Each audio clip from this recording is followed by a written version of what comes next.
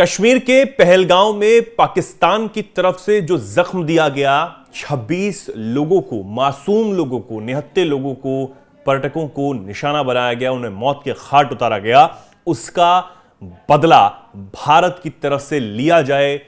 कड़ी से कड़ी सजा पाकिस्तान को और उसके पाले हुए आतंकियों को दी जाए, यह मांग लगातार भारत में सरकार से हो रही है। सरकार भी इस पर सजग है और कहा यह जा रहा है, इंतजार कीजिए, सबका हिसाब होगा। लेकिन इस बीच पाकिस्तान में खलबली है। पाकिस्तान ये समझ रहा है, जान रहा है कि कभी भी भारत उस पर हमला कर सकता है, ऐसा उसको लग रहा है, और वो बॉर्डर पर जो अपने असले हैं, बारूद है, वो सब इकट्ठा करने में लगा हुआ है। लेकिन इस बीच खबर यह भी आ रही है पाकिस्तान से ही कि पाकिस्तानी सेना के जवानों के पैर कांप रहे हैं और वो डरकर सेना छोड़कर भाग भी रहे हैं। दरअसल एक चिट्ठी जो है वो वायरल हो रही है और उसमें दावा यह किया जा रहा है कि 250 अफसर और 1200 सैनिक जो है उन्होंने इस्तीफा सौंप दिया है मुनीर को। पंकज जी हमारे साथ है, पंकज जी से पूरा ये मामला हम समझेंगे। पंकज जी, खलबली है पूरे पाकिस्तान में।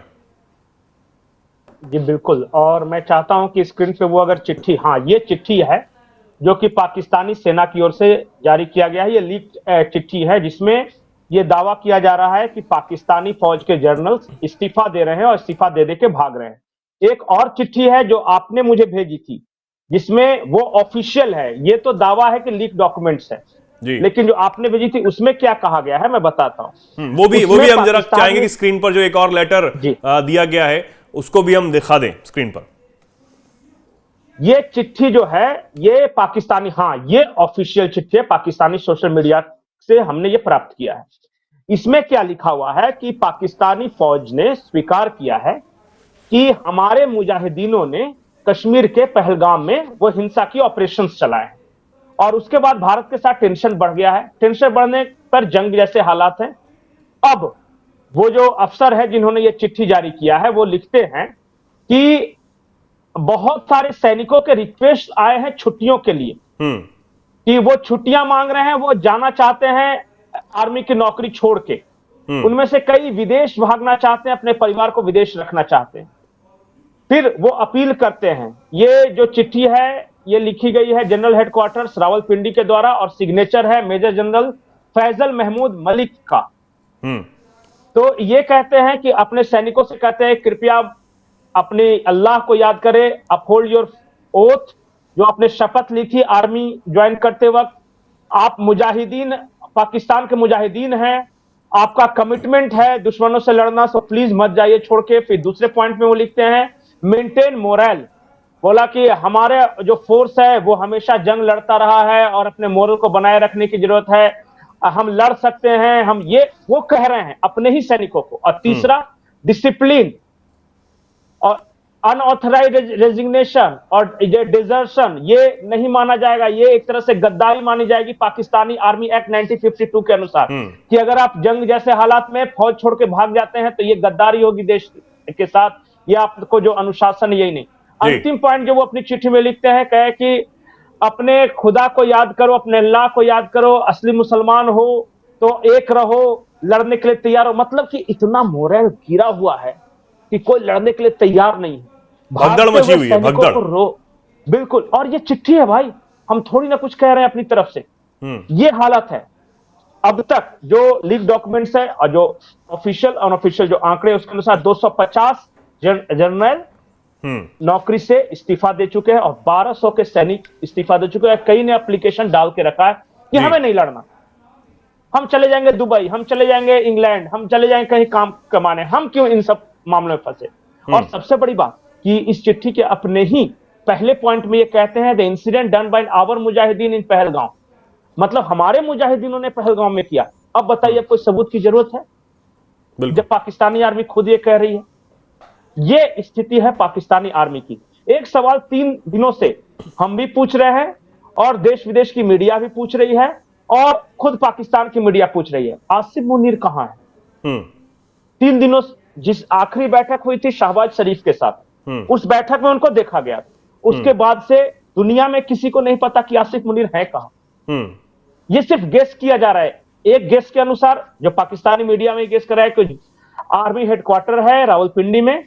वहां हेडक्वार्टर के अंदर एक बंकर बना हुआ है, न्यूक्लियर बंकर इसको बोलते हैं, ताकि जब न्यूक्लियर अटैक हो तो जान बचाई जा सके। हाँ। वहां छुपे हुए हैं। ये थ्योरी जो चल रही है। दूसरी थ्योरी ये चल रही है कि इनका परिवार तो पहले ही लंदन भाग गया है, ये भी हाँ। कहीं विदेश में किसी दूसरे देश में। जब देश युद्ध के मुहाने पर खड़ा हो तो जो नेतृत्व करने वाला ही अगर एब्सेंट हो जाए तो आप समझिए उस देश की क्या हालत है। बिल्कुल। और मैं कुछ ऐसा नहीं बोल रहा, ये देखिए वार रेटोरिक, या मैं इंडिया में हूं इसलिए ऐसा नहीं कह रहा। ये पाकिस्तानी मीडिया में सवाल पूछे जा रहे कि आसिफ मुनीर हैं कहां? 3 दिन से किसी ने उन्हें नहीं देखा। ये मंत्रियों के, फवाद चौधरी के, इन सब के बयानात आ रहे हैं, आर्मी के ऑफिशियल बयान नहीं आ रहे हैं। वहां की आर्मी इस हालत में है। देखिए अब बचने के लिए तो एक फॉर्मेलिटी करना पड़ेगा, अपने टैंकों को आगे मूव करना।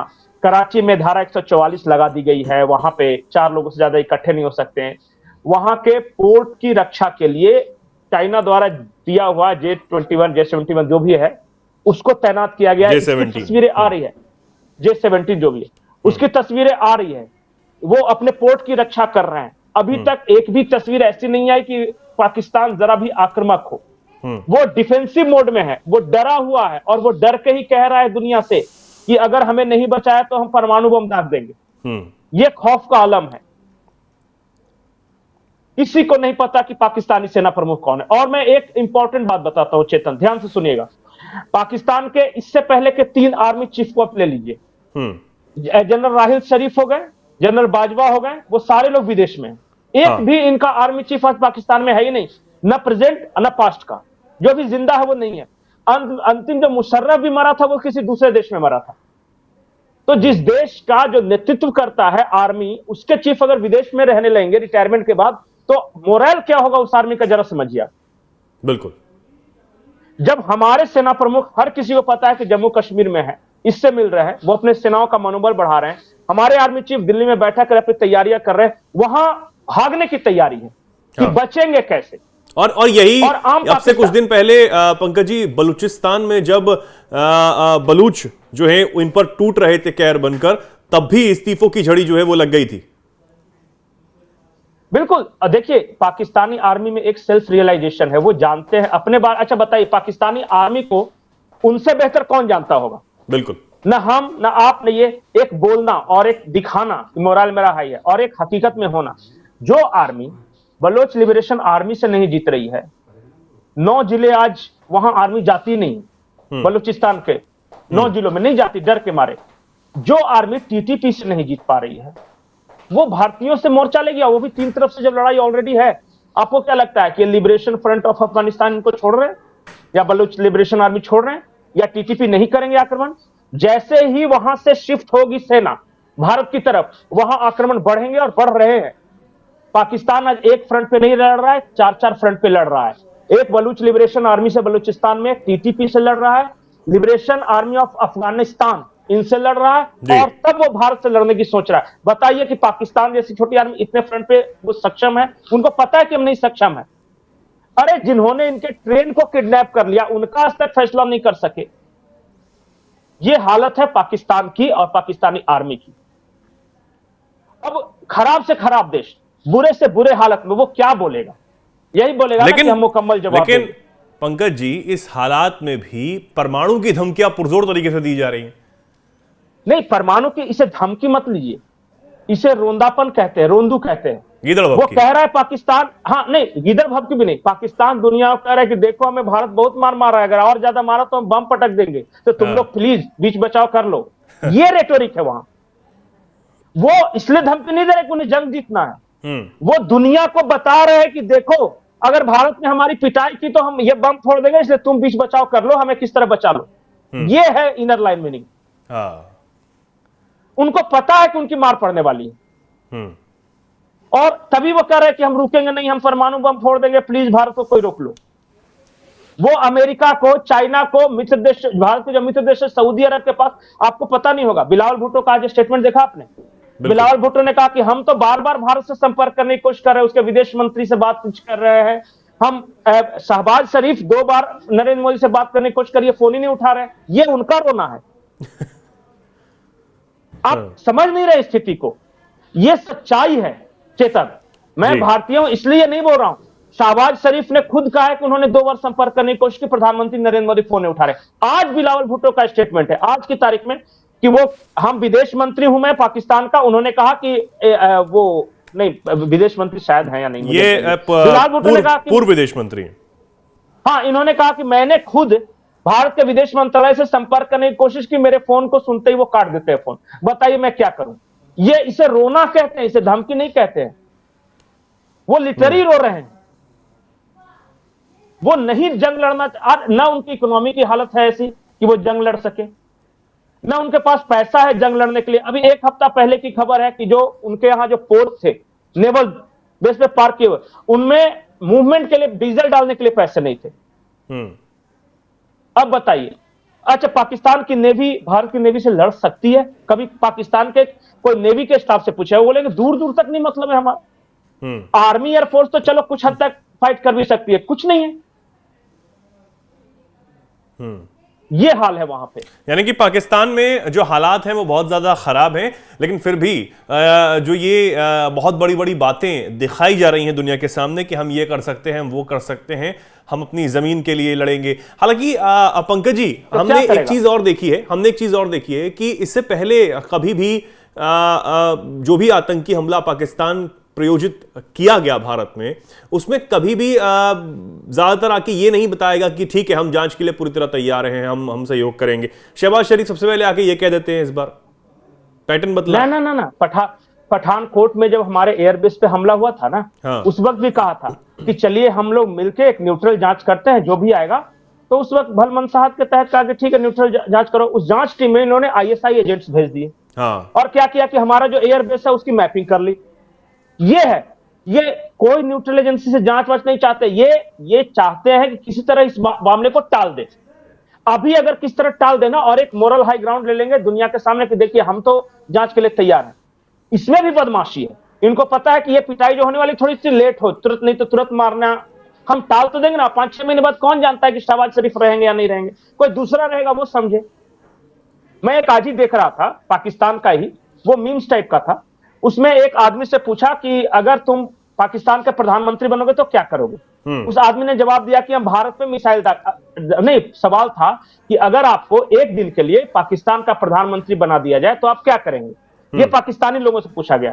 तो एक पाकिस्तान ने कहा कि हम भारत में मिसाइल दाग देंगे। दूसरे ने कहा कि ठीक है मिसाइल दाग देंगे, और अगले दिन अगर भारत ने दाग दिया तो वो जवाब देता है कि मैं तो एक दिन के लिए प्रधानमंत्री बना ना, अगले दिन दूसरा सोचेगा। ये पाकिस्तान के लोग कह रहे हैं।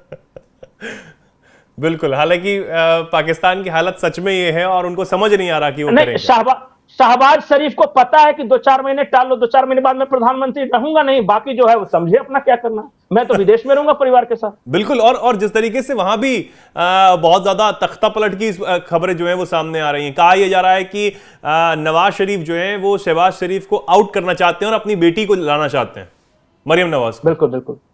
हाँ, मरियम नवाज को बैठाना चाहते हैं, ये बात सही है। और मैं वहां एक इंटरेस्टिंग बात बताऊं, आसिफ मुनीर को भी हटाया जाना था। आर्मी के 3 जनरलों ने इनके खिलाफ मोर्चा खोल रखा था। हाँ। आसिफ मुनीर को लगा कि मुझे पद पे बने रहना है तो एक ही उपाय है कि उधर से तो मैं मार खा रहा हूं, बलूचिस्तान और TTP से तो मेरी बड़ी बदनामी हो रही, मैं भारत की तरफ का फ्रंट खोलता। इसलिए उन्होंने गोलीबारी शुरू करवाई थी कुछ दिन पहले, आपको याद होगा, कश्मीर में। बिल्कुल। ये ज्यादा लंबे वक्त तक सेनाध्यक्ष बने रहने के लिए ये सारा किया गया है। और इसलिए ये पूरा ऑपरेशन जो पहलगाम का था ये आसिफ मुनीर ने करवाया कि जब तक युद्ध के हालात रहेंगे तब तक तो मुझे कम से कम हटाएगा नहीं। और जो पाकिस्तानी मुझे गालियां दे रहे हैं वो वचन परस्ती के नाम पे या देशभक्ति के नाम पे मजबूरी में सेना के साथ जय जय करने लगेंगे, तब तक तो मैं सेफ हूं ना। ये वहां चल रहा है। और उसके बाद लंदन में, अमेरिका में कहीं जाके सेटल हो ही जाऊंगा, परिवार तो पहुंचा ही दिया। अरे सेटल नहीं, मैं पाकिस्तानी मीडिया की रिपोर्ट्स बता रहा हूं। दुबई में इन्होंने अपना मॉल परचेज किया अभी हाल में, 2 महीना पहले। उसके बाद लंदन में पूरी फैमिली रहती है, बेटी को पढ़ा रहे हैं बाहर। इनको पाकिस्तानियों से क्या मतलब है? आम लोगों से रिटायरमेंट के बाद चले जाएंगे, जैसे बाकी गए, बाजवा चले गए, राहिल शरीफ चले गए, उस तरह से मुनीर भी चले जाएगा। पाकिस्तानी जाते लंदन में, समझे कि क्या करना है। किसी न किसी को बना ही देंगे अगला आर्मी चीफ, वो फिर जमीनें कब जाएगा, वो फिर लोगों को मारेगा, अपने बम बरसाएगा उन पे। ये हाल है वहां पे। और जब इस तरह की परिस्थिति आएगी तो 3 दिन से ये गायब है, उस तरह गायब हो जाएगा। इतने पैसे जमा करके रखे हैं, मरने के लिए थोड़ी ना रखे हैं। जाके किसी यूरोपियन कंट्रीज में या अरब वगैरह में, सऊदी अरब में जाके ऐश करेंगे बुढ़ापे में। और अब सेना के उन जवानों को भी समझ आ गया है पाकिस्तान के कि भैया इन्होंने तो हमें मरने के लिए छोड़ दिया, हमें नहीं मरना है, छोड़ के भागो, और चाहे वो अरब देशों में कोई भी नौकरी करो। नहीं, वो कह रहे हैं कि हम विदेश में कोई नौकरी कर लेंगे, लंदन चले जाएंगे, इटली में घुस जाएंगे पानी के जहाज से, अरब में कोई काम कर लेंगे। बोले यहां मरने के लिए कौन रहेगा, और मर भी गए तो क्या हासिल होना है, हाँ। यहां पे क्या हो जाएगा, कुछ मिलना जुलना तो है नहीं पाकिस्तान में। तो ये हाल है पाकिस्तान के मोरल की। अब बोलने के लिए मजबूरी में तो बेचारा क्या करेगा, सामने वाला कह रहा है कि हम मारेंगे, तो वो उसको तो मजबूरी है ना कहना कि ठीक है तो हम भी मुकाबला करेंगे, लेकिन अंदर के हालात ये हैं, बहुत ज्यादा खराब है। ठीक है, तो इस वक्त पाकिस्तान की सेना की हालत बहुत ज्यादा खराब है। हालांकि बलूचिस्तान से जब से वो पिटाई खा रहे हैं और उधर टीटीपी तालिबान जब जमकर मार रहा है, इधर अब खौफ ये है कि जो गलती क्या, जो हिमाकत की है पहलगांव में पाकिस्तानी आतंकियों ने, उसका खामियाजा पूरी सेना को भुगतना पड़ रहा है। इसलिए जो जवान वो सिर्फ और सिर्फ अपनी जान बचाकर भागने में ही भलाई समझ रहे हैं, इसलिए इस्तीफों की छड़ी वहां पर लगी हुई है।